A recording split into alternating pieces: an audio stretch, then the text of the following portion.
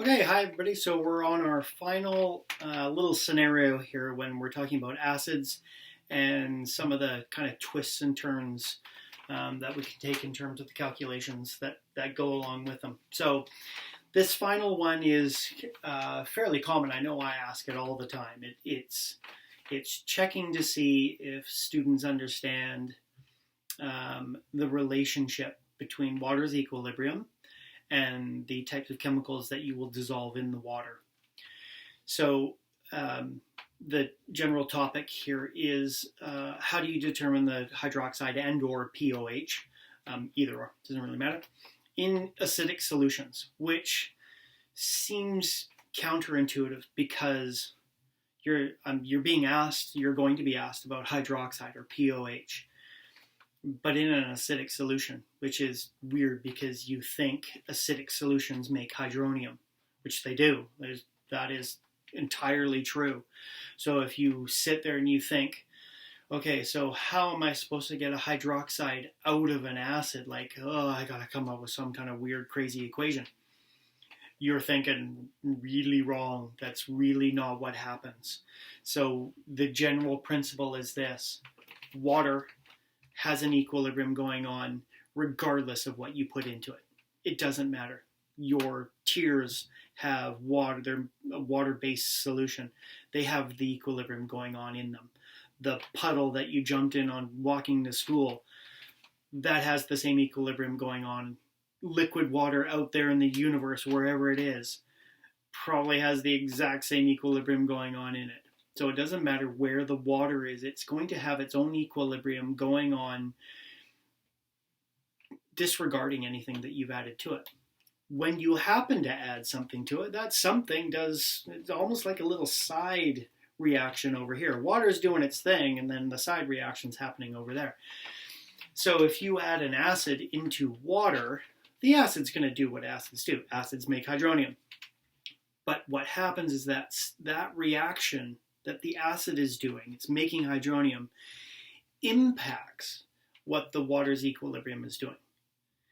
Okay, so you have to understand there's a connection between water's equilibrium and the things that you dissolve in the water. Okay, so let's just before I kind of get into all of this. So over here on this board, I've got a picture of a beaker with some water in it. Okay, so you have to imagine that if you've got this beaker full of water, you've got any source of water anywhere on Earth, water molecules down at the little microscopic molecular level, they are going about there to water and liquid equilibrium with hydronium and hydroxide. Right, so that equilibrium is going on. Anywhere you have water, that equilibrium is going on.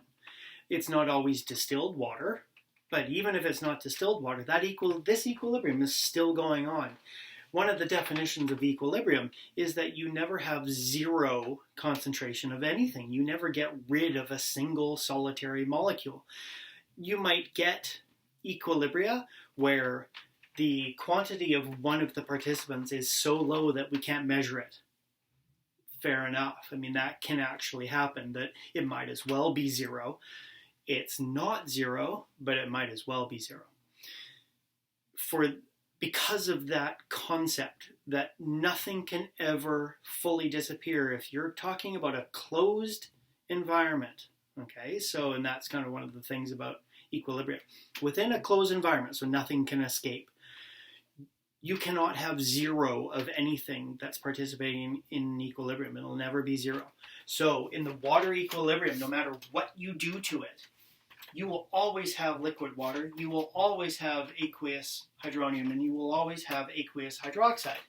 The quantities of each one might fluctuate all over the place, particularly of the hydronium and the hydroxide, but they will never be zero. So even if Le Chatelier is shifted, I heat it, I add things, I remove things, I do side reactions, I do all kind of the crazy things that you can do to different equilibria. No matter what I do, there will be some of everything that's in there. that you have to keep in mind, because the answer to this question, any question that says, what is the hydroxide in this acidic solution, has to do with, okay, so the acidic solution is going to impact the hydronium. That will cause a Le Chatelier shift, which is going to impact the hydroxide concentration. The hydroxide will still be there in some quantity. That's what is being asked of you. What quantity of hydroxide is still there? So that's kind of the fundamental principle here. Okay, so let's go to a scenario, a question, and let's see how this plays out. So my question to you is, what is the hydroxide concentration? I could have asked you what's the pOH. I decided not to. We'll kind of look at that step right at the very end. It's simple log of.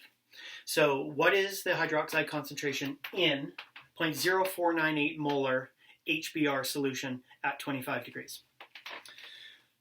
Okay, so one, you notice I didn't tell you HBr is an acid, so you have to pretend, you have to remove yourself from this video, plop yourself into a scenario where no one's telling you what anything is. So the question asks you about hydroxide. It is a natural direction for your brain to go, well, hydroxide concentration, this thing must be a base. You have to be confident in your ability to spot an acid versus a base. Bases need a negative charge, or they need a central, let's keep it simple, they need a nitrogen as a central atom in an organic compound. For Chem 12, let's keep it simple. HBr is clearly an acid. It has an H on the left-hand side. It doesn't have a nitrogen in it anywhere.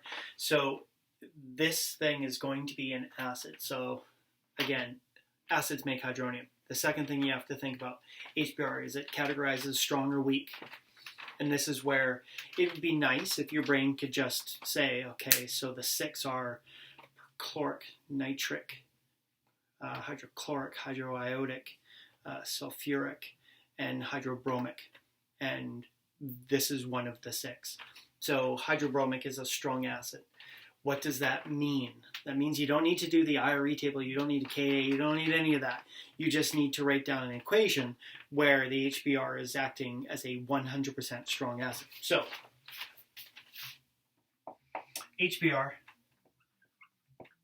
even if it's strong, forms a molecular solution. Then it bumps into water molecules.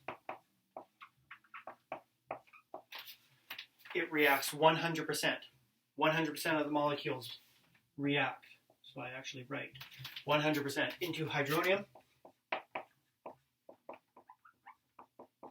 and bromide ions. And because of that, the hydronium is going to equal the HBr initially. Right? So I guess I could put a little, therefore, little triangular 3 dots.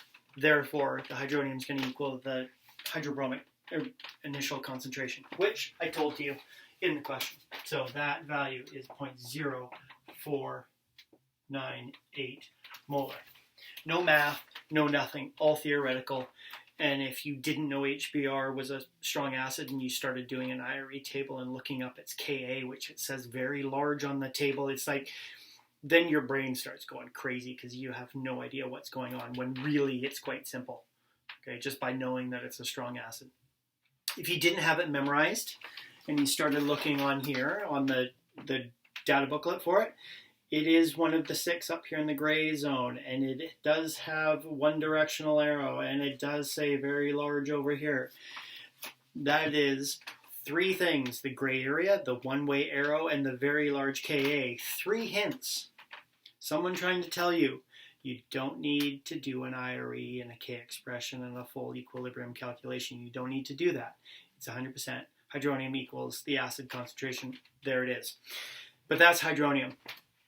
So really what happened is this, that we took the HBr and we dumped it into the water.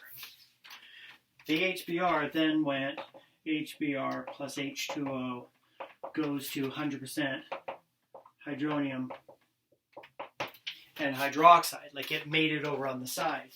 This thing then went down to the water equilibrium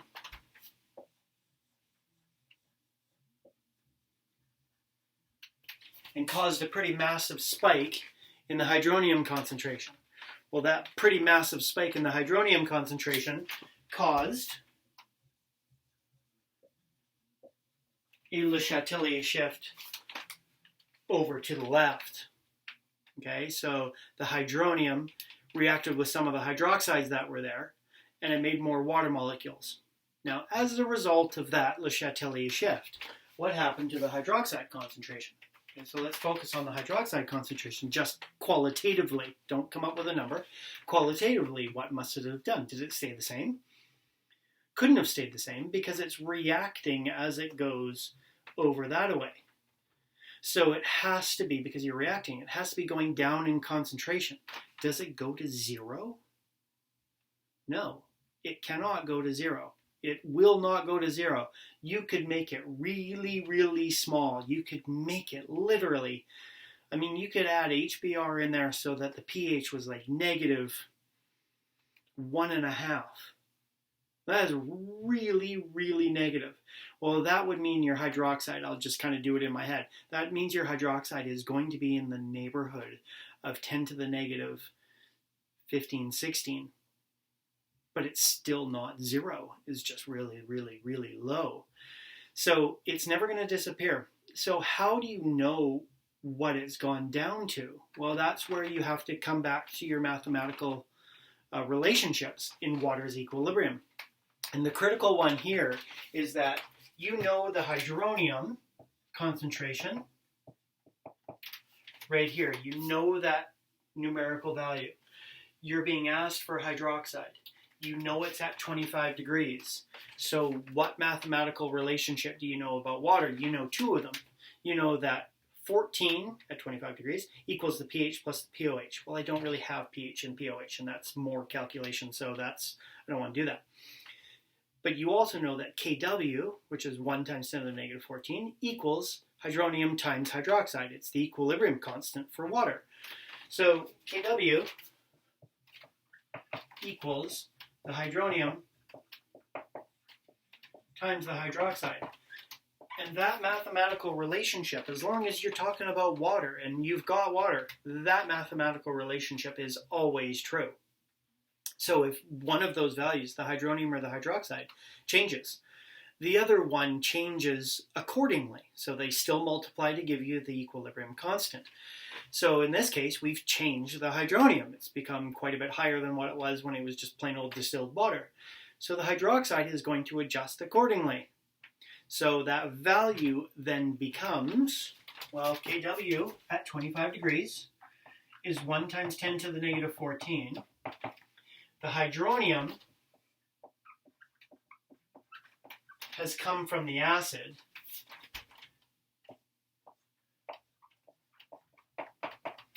And the hydroxide concentration is what we're trying to solve. So now the hydroxide concentration, sorry, again, my math brain likes to have the variable over on the left-hand side, so I kind of switch where everything goes. So I'm going to take the Kw and divide by that value. So the Kw divided by the hydronium concentration. It's going to be probably a pretty small number, but it's not going to be zero.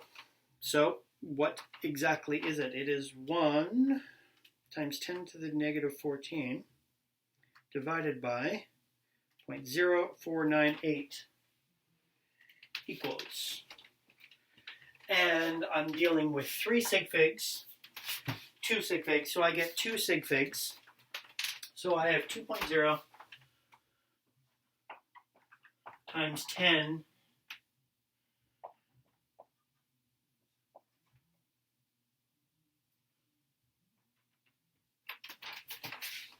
that was not a very good M. Let me redo the M. Oh, did it again.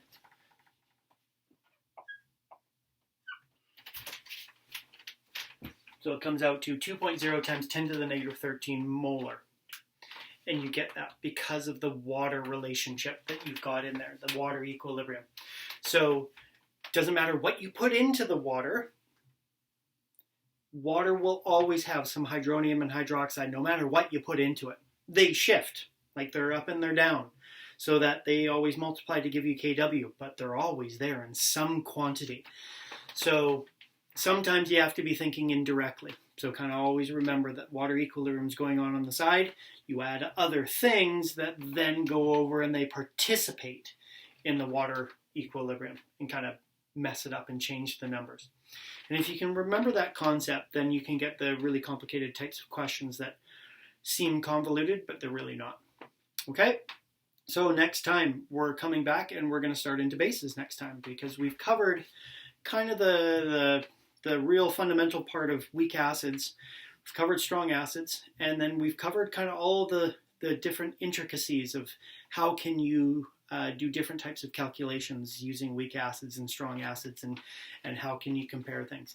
We will come back to this stuff when we start doing titrations, because titrations are the experimental way of determining values that you then employ to do these types of calculations. Okay, so we'll see you next time for bases.